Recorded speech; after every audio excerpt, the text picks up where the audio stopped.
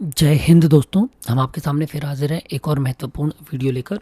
हाल ही में हमने पीएम किसान सैचुरेशन के संबंध में काफ़ी सारे वीडियोस दिए थे और इससे काफ़ी लोगों को मदद हुई है। कुछ लोगों को वीएनओ क्रिएशन के बाद भी दिक्कत आ रही थी, वीएनओ की ऐप में समस्या आ रही थी। तो जो हमने कोशिश की आज के वीडियो में आपको वीएनओ क्रिएशन के बाद वो जो ऐप है कैसे चलानी उसके संबंध में। ठीक है, सैचुरेशन ड्राइव सबको मालूम है कि 6 दिसंबर से 15 जनवरी तक चलनी है। ठीक है, तो वीएनओ ऐप में कैसे करना है लंबित सूची को देखकर कार्य, इसके विषय में हम आपको बताने जा रहे हैं। पहली चीज़ हम ये बता दें कि इसमें घबराने की बात नहीं। बहुत सारे लोग थोड़ा सा कंफ्यूज भी हो रहे हैं, थोड़ा सा घबरा भी रहे हैं। तो जो टेक्नोलॉजी होती है, जो वर्तमान समय की टेक्नोलॉजी है, वो बाली के समान होती है। रामायण का जो बाली किरदार थे हमारे, उनके समान, कि आप जितना ज़्यादा इससे डरेंगे आपको उतना ज़्यादा डराएगी और ये उतना ज़्यादा ताकतवर हो जाएगी। तो घबराएं बिल्कुल नहीं, आराम से काम करें, बिल्कुल सिस्टमेटिक काम करें। आपको जब भी कोई चीज़ समझ में ना आए टेक्नोलॉजी के संबंध में, आजकल यूट्यूब है, यूट्यूब में जाकर डाल दें कि ये ऐप कैसे चलाना है, इस पर कार्य कैसे करना है। वहाँ पर आपको 50 से 60 वीडियो मिल जाएंगे। आप कोई सब वीडियो आराम से देखें और आराम से कार्य करें, घबराएं बिल्कुल नहीं। इससे क्या होता है कि आप घबराने में टेक्नोलॉजी जो होती है और ज़्यादा परेशान करती है ना। तो घबराएं बिल्कुल नहीं।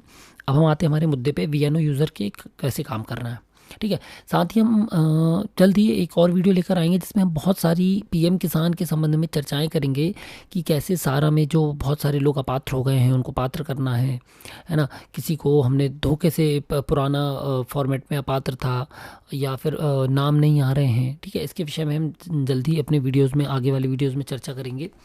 और साथ ही एक और वीडियो हम आपके लिए लेकर आने वाले हैं साइबर तहसील के संबंध में, जो कि माननीय मुख्यमंत्री जी ने शपथ लेते ही घोषणा की है। इसके संबंध में भी पहली कैबिनेट की बैठक में ये निर्णय हुआ था। इसके संबंध में भी हम आपको जल्दी पूरी विवरण देंगे। ठीक है, तो हम शुरू करते हैं। पीएम किसान जीओआई ऐप, ये ऐप से डाउनलोड है। हो सकता है अपडेट करना पड़े, अपडेट नहीं हो रहा है तो एक एपीके करके एक फ़ाइल है, वो आप डाउनलोड कर सकते हैं। ये देखिए, इस तरीके की एपीके फ़ाइल है। ये फ़ाइल कई लोगों के व्हाट्सएप ग्रुप पे डली हुई है। यदि किसी को चाहिए हो तो हम अपने चैनल में भी डाल देंगे वो फ़ाइल। ठीक है, हमारा व्हाट्सएप चैनल जो है उसकी लिंक हम इस वीडियो के डिस्क्रिप्शन में दे रहे हैं, जिसके थ्रू आप हमारे व्हाट्सएप के चैनल, टेलीग्राम के चैनल या फिर यूट्यूब के थ्रू या इंस्टाग्राम के थ्रू हमसे डायरेक्ट कम्युनिकेट भी कर सकते हैं। ठीक है, हम कोशिश करते हैं तुरंत रिप्लाई करने की, फिर भी यदि कहीं डिले हो रहा है तो उसके लिए हम क्षमा चाहेंगे। तो सबसे पहले तो आप ये समझ लें कि यदि आप ये ऐप इंस्टॉल कर रहे हैं तो आपको दिक्कतें आएंगी। क्यों आएंगी? क्योंकि आपका जो एंड्रॉयड है वो सिक्योरिटी है। ठीक है, सिक्योरिटी रीजंस के कारण आपको अदर फाइल्स जो होती हैं, एपीके यानी एप्लीकेशन फाइल्स जो होती हैं, उसको डाउनलोड करने नहीं देता है। तो सबसे पहले तो आप पुरानी जो पीएम किसान जीओआई को ऐप है उसको अनइंस्टॉल कर दें। उसके बाद आप फ़ोन को रीस्टार्ट करें। ठीक है, रीस्टार्ट करने के बाद ये ऐप डाउनलोड कर लें। इसको आप हमारे व्हाट्सएप चैनल से उठा सकते हैं, ये फाइल, एपीके फाइल। ठीक है, जहाँ ये डाउनलोड होगी वहाँ से आप अनइंस्टॉल करेंगे। रीस्टार्ट करने के बाद इस फाइल को डाउनलोड करेंगे। जैसे ही इंस्टॉल करेंगे तो इंस्टॉल होते समय इस तरीके का मैसेज देगी। ठीक है, कि क्या आप इसको इंस्टॉल करना चाहते हैं। तो यहाँ पर दो ऑप्शन खुलते हैं। एक या तो डायरेक्ट खुल जाता है, इंस्टॉल होने लगता है। दूसरा वो पूछता है कि थर्ड पार्टी है तो इसके कारण क्या करना है, रिजेक्ट कर दें या नहीं करें। तो वहाँ पर आप अलाउ कर दीजिए। ठीक है, ओनली दिस टाइम करके इसको आप अलाउ कर दीजिए तो ये इंस्टॉल हो जाएगी। इंस्टॉल होने के बाद ये इस तरीके से खुलती है। ठीक है, इसमें आपसे कुछ लोकेशन मांगेगा, आपकी स्टोरेज की लोकेशन मांगेगा। आपको उचित लगता है तो आप दे सकते हैं। ठीक है, अदरवाइज़ आप रहने भी दे सकते हैं, ये आपके ऊपर डिपेंड करता है। वैसे आजकल तो जीपीएस ज़रूरी है ना। तो यहाँ से आप जैसे ही जाएंगे आगे, इस पर आप क्लिक करेंगे। आपसे लैंग्वेज चुनने के लिए बोल रहा है, आप इंग्लिश या हिंदी जिसमें आप कन्वीनियंट हो उसको चुन लीजिए। जैसे ही आप ओके करेंगे ये इस तरीके का आपका वो खुल जाएगा। ठीक है, अब मैं बार बार निवेदन कर रहा हूँ कि न्यू फार्मर रजिस्ट्रेशन इससे नहीं करना है। फार्मर का जो भी रजिस्ट्रेशन है मध्य प्रदेश के अंतर्गत 1 फरवरी 2019 की कट ऑफ डेट में जो भी किसान भाई हैं हमारे, उनके लिए जो भी रजिस्ट्रेशन होगा वो केवल और केवल सारा से होगा। सारा के पीएम किसान 2.0 से करना है। इससे कोई भी रजिस्ट्रेशन नहीं करिएगा। डुप्लीकेट आधार की श्रेणी में यदि आ गया तो आपका रजिस्ट्रेशन फंस जाएगा। ठीक है, तो ये ऐसी गलती बिल्कुल ना करें। ठीक है, अब यहाँ पर आता है लॉगिन का ऑप्शन। आप लॉगिन पे क्लिक करेंगे तो ये सिलेक्ट का ऑप्शन आ रहा है। ठीक है, सिलेक्ट पे आप जाएंगे तो इस तरीके से आपसे वो पूछ रहा है कि क्या है। ठीक है, स्टेट ऑफिशियल है, बेनिफिशियरी है, एक्सटर्नल यूज़र है। यहाँ से आप इसको क्लिक कर देंगे विलेज ऑफिसर्स में। जैसे आप विलेज ऑफिसर्स में जाएंगे, ठीक है, आप विलेज उसमें जैसे ही जाएंगे आप, यहाँ पर वो आपसे क्या पूछ रहा है, आधार नंबर। ठीक है, आधार नंबर और ओटीपी। आप आधार नंबर डालेंगे और गो गेट ओटीपी पे क्लिक करेंगे तो इस तरीके से ओटीपी आ जाएगा और एक्टिवेशन की मांगेगा। बहुत सारे लोगों का कहना है कि हमको एक्टिवेशन की नहीं आई है। यदि आप वीएनओ हैं, आपकी आईडी बन चुकी है तो एक्टिवेशन की जो है वो 1234 है ना, बहुत कॉमन है। लेकिन ये सिर्फ और सिर्फ VNOK में ही चलेगी, ऐसा नहीं है कि कोई भी हिट एंड ट्रायल करने लगे तो खुल जाएगा, ऐसा नहीं खुलेगा। यदि आपकी VNO की आईडी बन गई है और आपका एक्टिवेशन की नहीं आया है, यदि आ गया है तो उसी से खुलेगा, और यदि नहीं आया है, मोबाइल चेंज है, SMS है, नेटवर्क एरर था, जो भी एरर है, और एक्टिवेशन की यदि नहीं आया तो आप 1234 डालेंगे और जो आधार का OTP आएगा आपके, ठीक है, वो आप जैसे ही डालेंगे यहाँ पर लॉगिन कर लेंगे।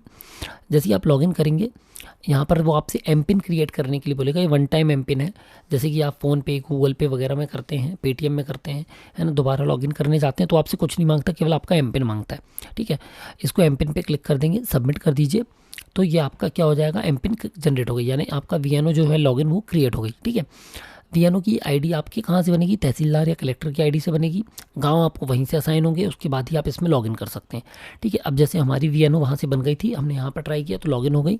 लॉगिन करने के बाद देख रहे हैं जैसे ही हम लॉगिन करेंगे हमारे VNO का क्या खुल जाएगा, दो ऑप्शन मिलेंगे, एक VNO का डैशबोर्ड और एक लॉग आउट, ठीक है। अब आप देखिए पहले क्या ऑप्शन मिल रहे थे, ये देखिए न्यू फार्मर रजिस्ट्रेशन और लॉगिन, अभी के ऑप्शन मिल रहे हैं VNO डैशबोर्ड और लॉग आउट, ठीक है।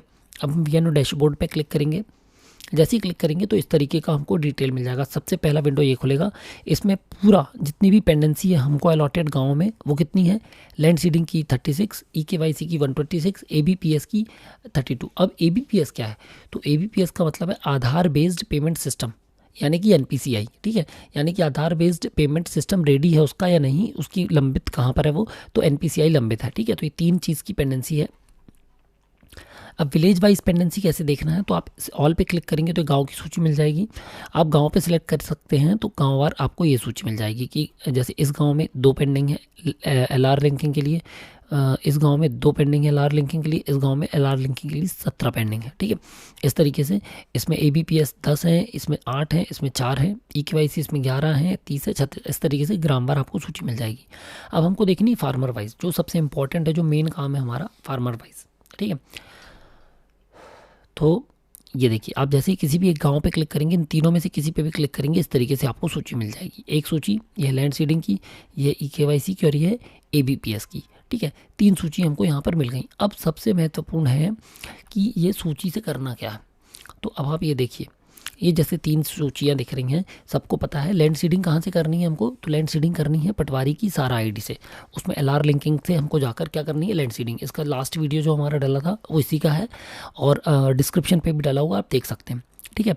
इसके बाद आता है ABPS NPCI के लिए भी हमने बताए हैं 2 ऑप्शन हैं, एक या तो उसको बैंक भेजकर उसका DBT एनेबल करा दीजिए, या दूसरा ऑप्शन है उसका क्या करा दीजिए आप, दूसरा ऑप्शन है उसका IPPB यानी इंडियन पोस्ट पेमेंट्स बैंक्स में उसका आईडी एक्टिवेट करा दीजिए, ठीक है, मतलब खाता खुलवा दीजिए, तो वहाँ से भी आप उसका डायरेक्ट NPCI कर सकते हैं। अब जो तीसरा महत्वपूर्ण कार्य है वो EKYC है।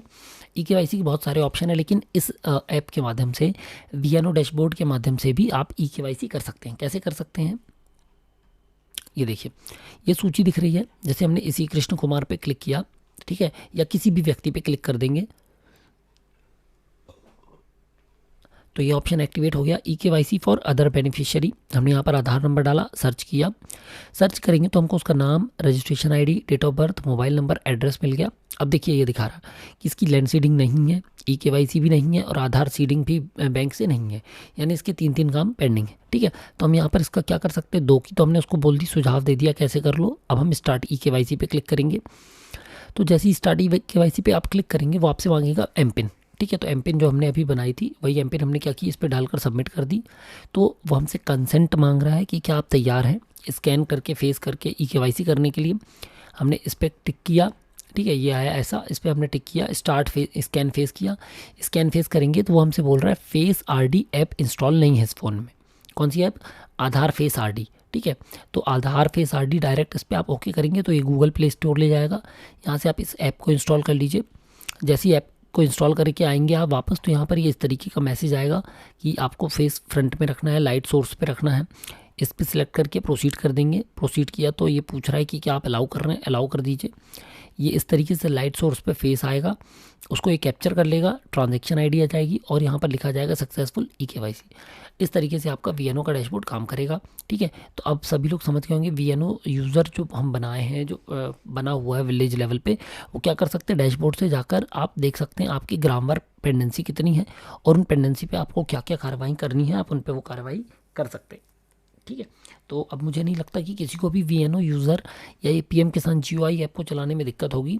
फिर भी यदि किसी को दिक्कत हो तो वो हमसे कनेक्ट करके हमको बता सकता है। ठीक है, और ये फाइल कैसे डाउनलोड करनी है, एपीके कैसे डाउनलोड करनी है, ये हमारे डिस्क्रिप्शन में व्हाट्सएप चैनल है, उस चैनल पे हमने ये ऐप एपीके की फ़ाइल को डाला हुआ है। ठीक है, आप वहाँ से ये फ़ाइल को उठा सकते हैं, देख सकते हैं।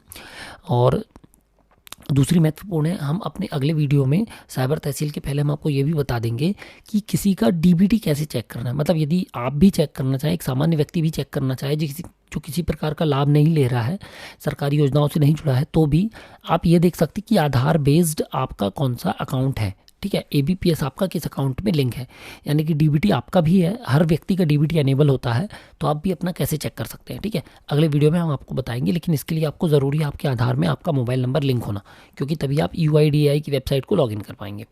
तब तक आप हमसे जुड़े रहें, अपनी समस्याओं को हम तक भेजते रहें, हम कोशिश करेंगे आपको जल्द से जल्द आपकी हर समस्याओं का निराकरण देने की। जय हिंद दोस्तों।